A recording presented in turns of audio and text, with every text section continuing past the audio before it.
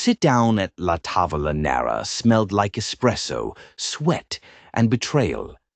Goku D'Angelo sat at the head of the long table, arms folded, eyes like steel.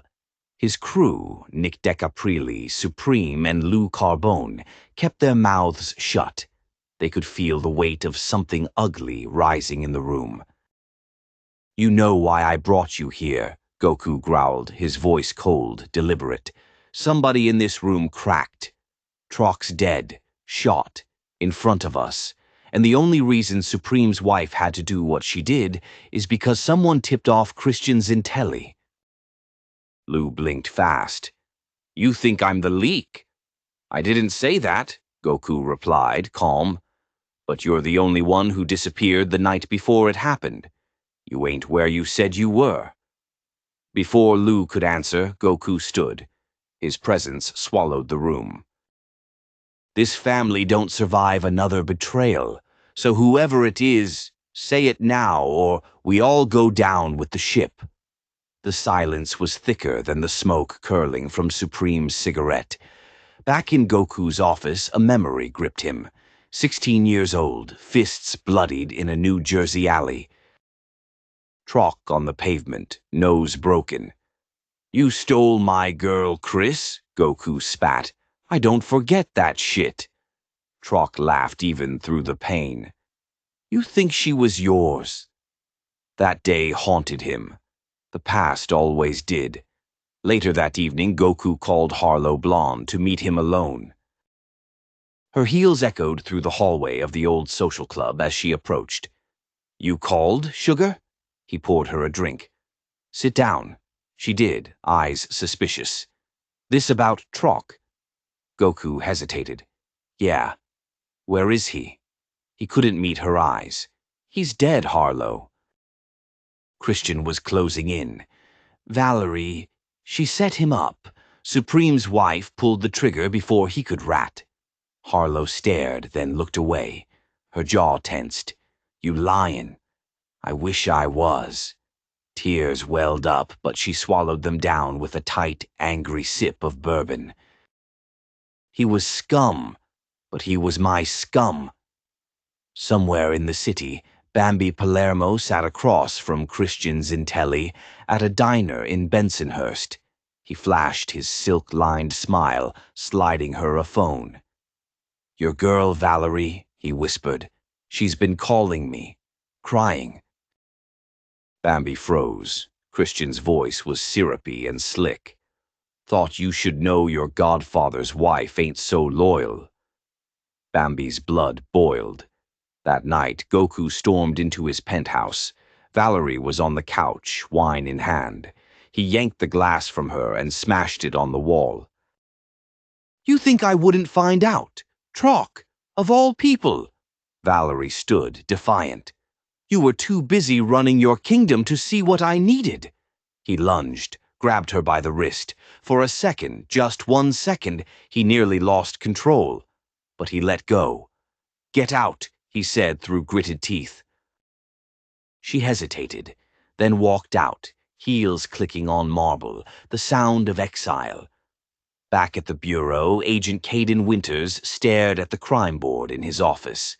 Photos, strings, evidence. His jaw was locked tight. Ada Ian Wilson leaned in. "Zintelli's gaining ground." Caden's voice was a whisper. "And we're losing Bambi." Ian's brow lifted. "You sure she flipped?" "No," Caden muttered. "But Lopez hasn't reported in, and Emily's been distant." Ian watched him carefully. "You need rest." Caden popped 2 Adderalls under the desk. "I need results." From the fiery depths of downtown damnation, it's the cigarette of choice for the morally bankrupt and fashionably doomed Lucifer menthols. When life burns you down, light one up, now with 100% more guilt and 20% less lung capacity. Smooth, baby, it's sin in stick form. Warning, may cause existential dread, smoky eye perfection, and spontaneous deals with demons. Not FDA approved, but definitely endorsed. by your local Lucifer Menthols, the Devils in the Drawer. Christian Zintelli was holding court in a candlelit booth at Lorenzo's, an upscale speakeasy downtown where whispers came with whiskey and everyone owed somebody something. He sat flanked by two meathead bodyguards in $2,000 suits, sipping red wine like it was communion. Across from him, Carlo Ventresca was fidgeting, nervous. "You think D'Angelo's slipping?" Carlo asked. Christian smiled, that snake oil grin. "I don't think it. I know it. Valerie's already halfway mine, and Bambi." He swirled his glass. "She's next. Once she marries me, it's over. The D'Angelo empire becomes mine, by blood or by bullet." Meanwhile, in a cramped Jersey row house, Agent David Lopez was on the phone with Bambi. "You need to get out," he said. "Zintelli's got a bullseye on your back." "I know," she said coolly, looking out the rain-smeared window. "But I'm not running," David's voice cracked. "You think Goku's gonna protect you after this? You think Nick will?" Bambi took a breath. "They don't know what I did yet." He paused. "You talking about Christian?" "I'm talking about the files I gave to Emily." Silence. Lopez gritted his teeth. "Bambi, if Winters finds out, we're both screwed. Then you better keep him distracted." At the bureau, Kaiden Winters stood over his office sink, splashing water on his face, pills dissolving under his tongue. The mirror showed him a man unraveling, a man pretending to still be in control. He stared at the photo of his late partner taped inside the medicine cabinet. "I won't let them bury another agent." Emily walked in without knocking. "You're spiraling," she said, quiet. Kaiden turned, eyes sharp. "What do you know about Bambi's movements last week?" She hesitated. "Emily, I haven't seen her." He studied her, his expression unreadable. "Tell me the truth," he said, "or I'll tear this city apart." Emily didn't flinch. "Then you better start digging, sweetheart. Just make sure you know what you're gonna do when you find the truth." You ever wake up somewhere you shouldn't be, next to someone you definitely shouldn't be with, smelling like danger, bad choices, and a deleted text thread? Yeah, you were wearing Velvet Doom, the fragrance for the doomed. One spray'll have 'em thinking you're mysterious. 2 sprays, you're a full-blown cautionary tale with legs. Notes of lust, betrayal, and a subtle hint of "I ghosted him before it was cool," with a base of ode to regret, 'cause let's be honest, if you ain't regretting it, you didn't spray enough. Available nowhere you should be. The club? Banned. Your ex's funeral? Inappropriate. Your therapist's office? Strong maybe. Velvet Doom. Smell like the last mistake you'll ever make. Somewhere deep in the South Bronx, in a candlelit back room of her club, the Honey Drip Lounge, Harlow Blonde stood in front of the mirror, a cigarette trembling in her fingers. She hadn't cried. Not yet. But her soul was bruised. Trock was gone. Shot. And Goku had only told her the facts. No comfort, no warmth, just cold truth, delivered like a verdict.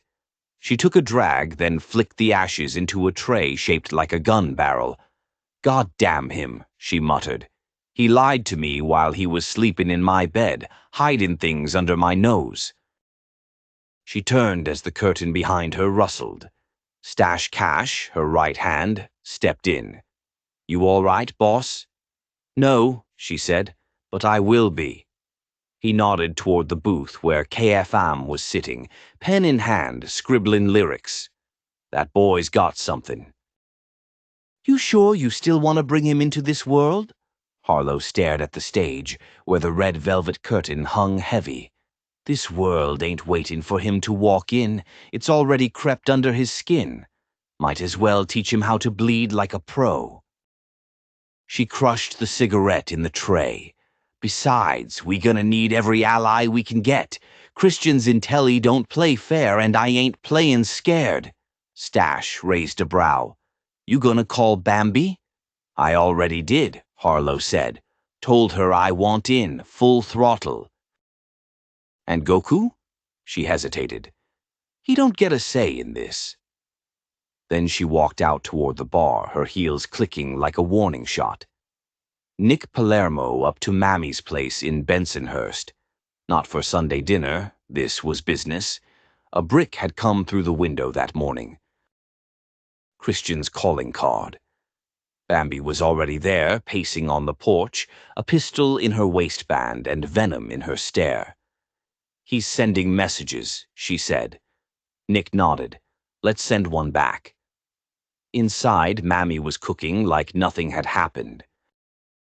Meatballs in the pot, jazz on the radio. She looked up from her sauce and said, If they think I'm scared of some Kansas City peacock, they picked the wrong Nona. Bambi smiled for the first time all week. Damn right. At La Tavola Nera, Goku sat alone at the head of the table. No soldiers, no capos, just a glass of scotch and a pile of old photographs. Troc, Valerie, young Bambi on his shoulders, Frankie Palermo smiling beside him. The old days.